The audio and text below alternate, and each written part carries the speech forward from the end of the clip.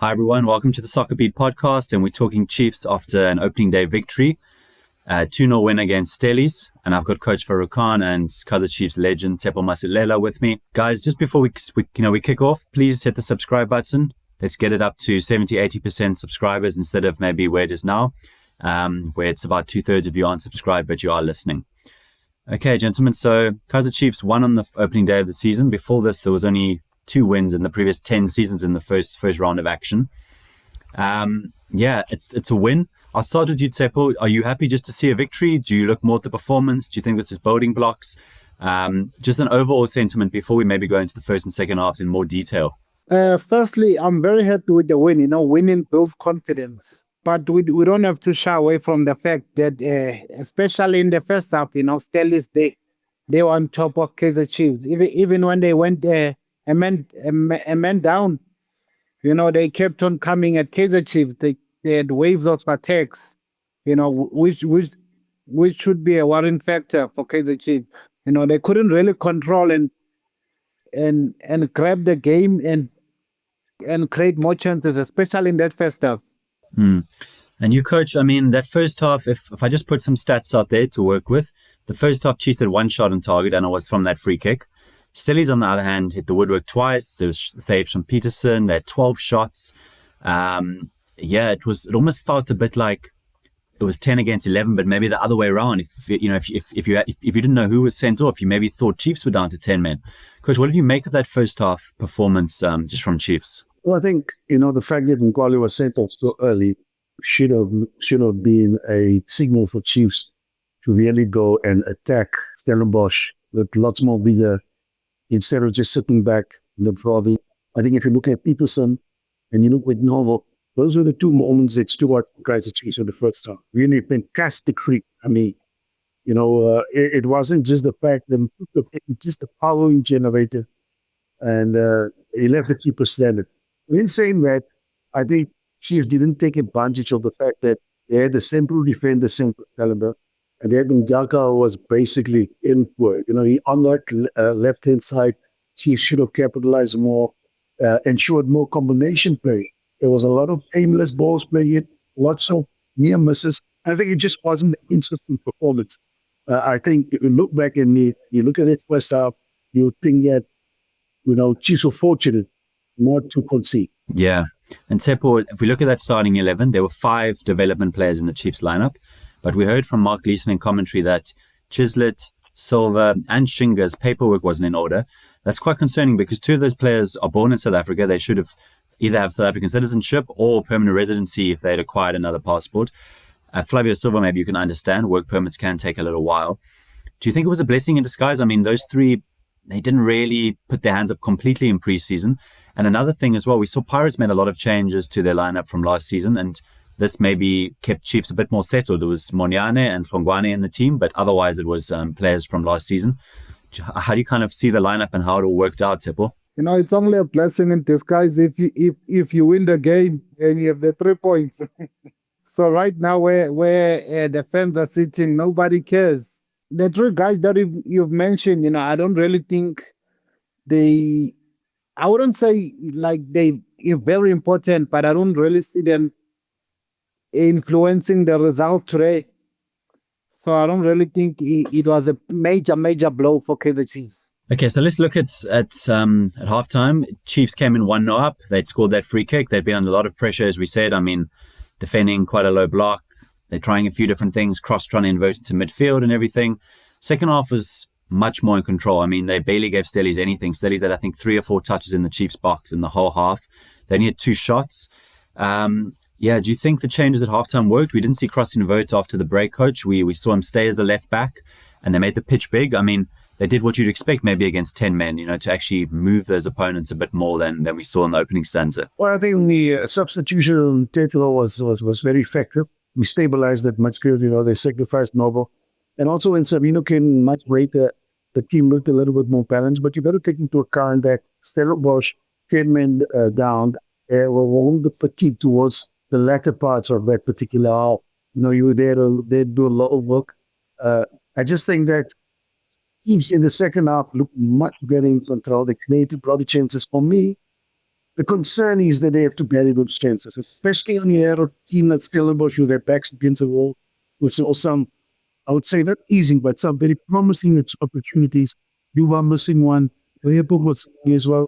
Guys, I just think you need to bury those chances because when you come up against a team that's a little bit better organized and with the full team and a full squad, you need to bury those chances. And I just think they have to go back to the drawing board. The technical mistakes on both sides were very glaring. It's still early in the season. We don't want to judge the teams too much.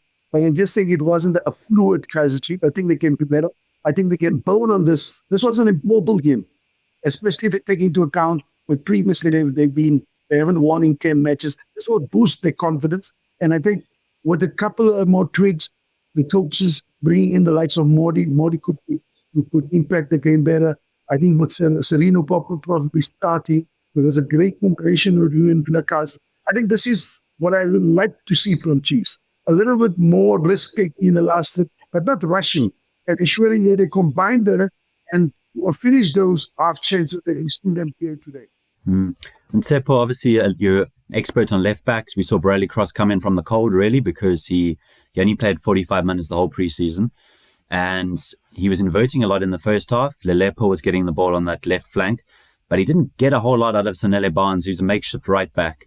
What did you make of that left side overall? You know, the cross innovation, and then also Lilepo maybe not having his most effective game. You said you're a bit worried about him after the last friendly as well. To be honest, when it comes to Cross, I don't think he had the best of preseasons. I think he got a knock or, some sort of an injury after the game he played in preseason. So, but to put in a shift like this, in the first day of the season after having not so a perfect preseason, it's kudos to him. And also, Lilepo was a bit of a threat, especially in the second half. He got to those positions, and also you must understand when Stellis went a man down, it's understandable where the Chiefs will find spaces behind the Stellis because they have to risk more, and push more players forward. So some of the actions second half, it came from Stellis being brave and wanting to get an equalizer. Coach, Chiefs got the second goal later on. They killed the game off. Do you feel more optimistic about Chiefs having seen this first game? Do you feel a bit more worried? What's your sentiment? We asked Tsepo at the start. He said he cares about performances, maybe not more than results, but the results must be looked at with the performance, actually brought into it. Do you feel more optimistic or a little bit more worried? Well, I've got mixed emotion, and I want to agree with Tsepo that, performance is what you build up. If you win a game like this, where you basically scored a wonderful free kick, and then you got a penalty with some poor defending at the end, then you take it. What else are you going to complain about? You pick the 3 points and you move forward. But I'm optimistic that the younger players that came in for most of the game, they show some glimpses. And I think if we can blend the youth with the experience, then Chiefs could be much better than they were last season, which is this bourbon there.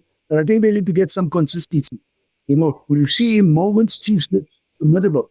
The way they combine, the way they get into good situation. But then for long periods, they give away possession to the Kansas. Whether it's fling out of the back, whether it's losing possession, moving forward, they don't keep the ball long enough in midfield, I feel. And again, this bothered me that a player like Serino doesn't start at times. I just think he has that skill, that experience to create a bit of calm in that midfield. When you just build around a player like him, build around a player like Pele, and has got a weapon on his shoulders. It's not Ngcobo today. Started well, impacted the game with a free kick. There was still something missing. Looking ahead to Wednesday, Chiefs play Polokwane City at home. The last 3 games, they haven't scored against Rise and Shine, which is a bit concerning. Tsepo, would you make changes to the 11? I think Coach we know is going to want to put Serino into that team to bring that creativity. Would you make changes? Would you start from Ngwane again? Do you think he did enough to keep his place up front? I would start with Duba actually up front, preferably. I also like Serino. I think Serino has to start for Kaizer Chiefs. When he's on the pitch, they look more dangerous, and he's the one that can create chances for the strikers, to be honest, in my opinion.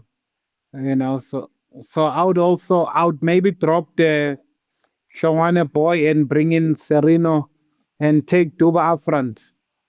Okay, and coach, would you bring him Tsepo into the team? You mentioned him stabilizing the midfield. Would you stick with Ngcobo after his goal? Would you play him Tsepo maybe to free up Tele a little bit? I think we must just get a balance right. If you bring Sarino in the midfield, you bring Tsepo in the midfield, you can still afford to probably play Ngcobo with Duba, and we could tweak the forward line a bit, to get a lot of offensive, offensive quality.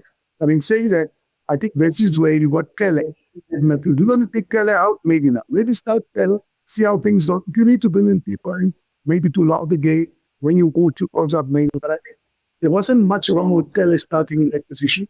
I just think Serena will complement Kele. To an extent where you got Duba, he was fine. You got Kele, but Serena complementing him. And I think that is the missing fact that although they had a lot of youth, we needed to blend it with a bit of experience. So instead of playing 5 or 6 youngsters to score on board, maybe try 3 or 4 and, bring some experience, because at this stage, experience is important for Kaizer Chiefs. They're trying to reinvent themselves. They're trying to build forward. So experience for me is very important. Okay, guys, so I think we can sum up. A good win for Chiefs. Maybe not the best first half, but they rode their luck a bit, improved in the second half with a more balanced team. And Tsepo especially adding some more balance next to Tele there. And for the week, maybe a couple more experienced attackers coming into the lineup will be good. Guys, thanks for joining me. We're going to probably review that game against Polokwane City. Let's be honest, Chiefs have 3 points. Lions only have 1. Pirates have 0. It's something to be positive about. The 9-game winless run is ended as well. So let's focus on the positives for Chiefs instead of all the negatives. And yeah, we'll chat soon.